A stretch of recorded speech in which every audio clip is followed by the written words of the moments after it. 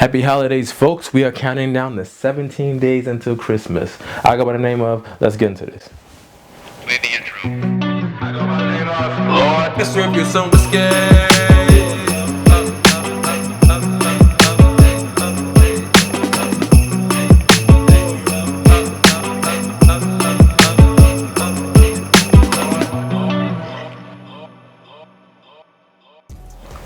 Welcome back, welcome back, welcome back, welcome back.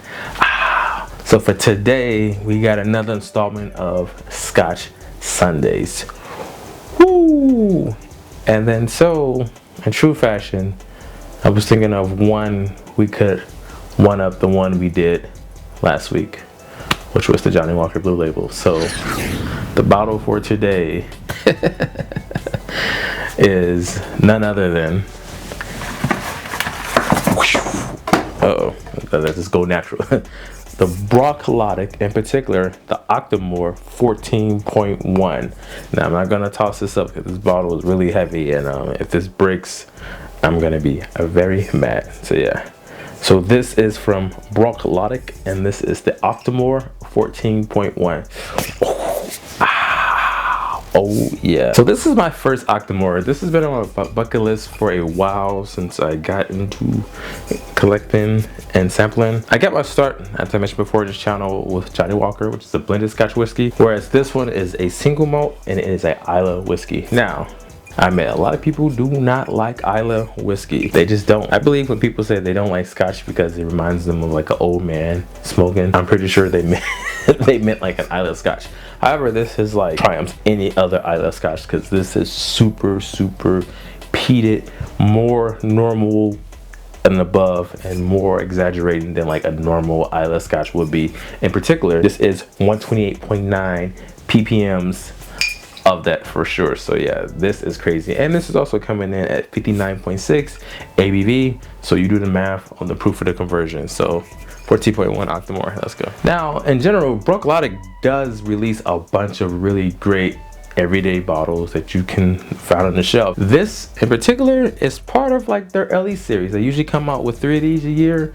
It's usually whatever the number batch is, 0.1, 0.2, 0.3, and they're all finished in different kind of casks, and they have different proof points, and also they have different PPMs or whatever that, you know, the peats that's in there. So that's the big difference. This one in particular, I believe is aged for 5 years. Don't quote me, I'm pretty sure it's 5 years, and I know it's aged in the bourbon cask. Yep, so aged for 5 years in a used bourbon cask. So this one is pretty interesting.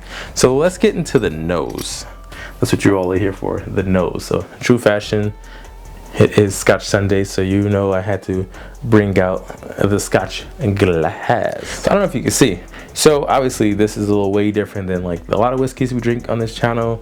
This is Scotch, so it's gonna be very light. You can pretty much see straight through it, and it almost comes off as like a wine color, but it's not wine. It's Islay Scotch. In particular, the Octomore 14.1. So let's go for the nose. Whew. Obviously the first note that hits you is that intense peat, but it is smooth. It is smooth and very citrus forward. It almost smells like lemon, like a lemon kind of like, or like, yeah, like a lemon pie-ish. Like you make like a lemon pie custard, that's what it comes out. The peat, I feel, with the citrus is pairing well. Now these are the flavors that I'm getting out of it. Oh man, this smells like if you had like a nice lemon pie or a lemon tart and you took it to like a campfire and someone's like straight burning like mad, like I guess campfire wood, it'd be this. But it's super pleasant. It's not like off-putting where like the wood is like overbearing and it smells like they're like smoking like a brisket for like 14 hours. Yeah. There is an underlining note. It's not really mesquite, but the peat, you do get that in it. However, it is very sweet, almost like a mesquite, I would say that much. There is a vanilla note in this. The vanilla note is very intense. It's very subtle, but it jumps out to you at certain points. Overall, the nose is pretty pleasant.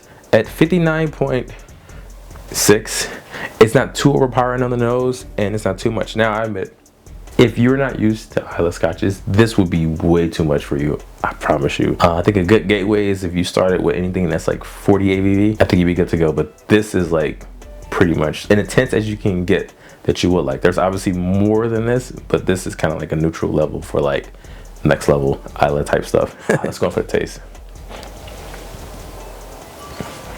So this right here comes off as we're at a campfire and we're all smoking stogies, just sitting around chilling, and somebody bought some really nice lemon cookies. I mean, like next level lemon cookies. This is what's come off with. Also too, there's a vanilla note that I mentioned on the nose that also transfers on the palate, but now it kind of comes off as a vanilla, like you would, like, you know, like the vanilla and Coke when they had that edition that came out. It kind of comes off as that, so not necessarily cola forward, but like kind of like a synthetic vanilla on like the palate. I'm going for another taste. Now it's like a briny salt taste that I'm also getting with it as well. But also too, I'm getting like a blackberry taste with it. So it's like weird. It's like now that blackberry note is coming up with it with a little bit of salt. Now there is this one salt that I like. I'm trying to think of the name of it right now. What is the name of it? That salt. All right, so I had to like stop the camera for a minute. All right, so that note I mentioned about having like that salt note on it that I was getting. So it remind me of this. So this is the Malden, I don't know how to pronounce this. Malden smoked sea salt. I love this. Sidebar, has nothing to do with whiskey. I promise you, we'll get back to it. You put this on like some salmon. Thank me later. Not like as you're cooking it, like towards the end after it's out the broiler or however you finish off your salmon. Smoke it. Let's put a little bit of this on top. Thank me later. But anywho, back to whiskey. This note right here from this salt is definitely what you kind of experience on that. So like I said, mixed with that blackberry and then that vanilla note, that, well, kind of synthetic vanilla note, almost not really too cheap, but kind of like halfway in there, you know. And then that lemon cookie and a nice stogie. That's what you're getting this in all day long. Overall, the finish, I would say, it's medium. It really is medium. It's not necessarily long, and it coats the mouth, but it's not necessarily overpowering. Now, I would admit this much. Usually, when I have a sip of this, or any actually of my Islay scotches, definitely this one for sure, I make sure this is usually the last one of the night, because this is gonna like blow my palate out. And it's just, you can't go from this until like thing that's like finishing the cask or anything that's like foolproof of another whiskey, because it's not that you're gonna just keep on thinking about the peat. That's what you're gonna think about. So yeah. So would I recommend this one? If you are into Islay scotches, I would recommend this one. Like I said, they do come out with different variations throughout the year when they at least drop.